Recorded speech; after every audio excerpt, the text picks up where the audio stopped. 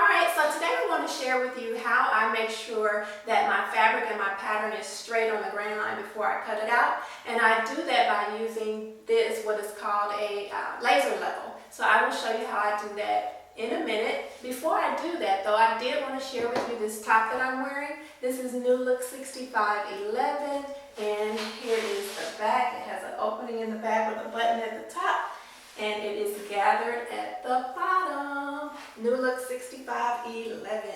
All right, let's get started on the tutorial. So I have my laser level and I'm going to turn it on.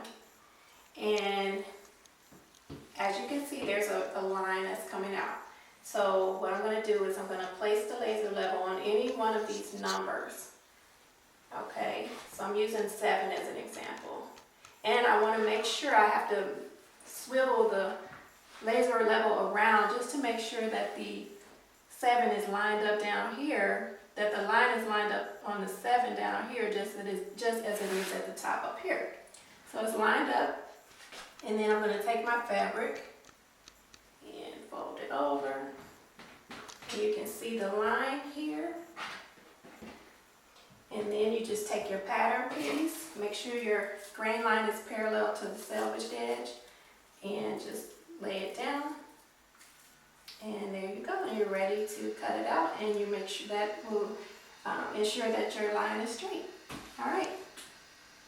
Okay, so I hope that little tutorial was helpful. I use the laser level every time I sew. It's just a no-brainer. I pull out my laser level, lay my fabric down, put the pattern on top, cut it out, and I'm good to go. And it just, I'm sure that everything is going to be on the grain line. So it's really really helpful. And that's actually a tip that I learned from someone else years ago. I read it in a book or a magazine or something like that, and I used it ever since, so I thought I would share it with you. And before I go, there's something that I learned, an aha moment that I had, and I like to share my aha moments with you because you may find them interesting as well. I have it written in my journal, so let me grab that real quick.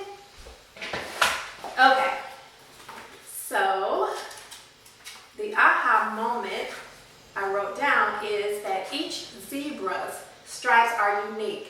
Just as 2 human fingerprints are alike, no 2 zebras have the same stripe pattern.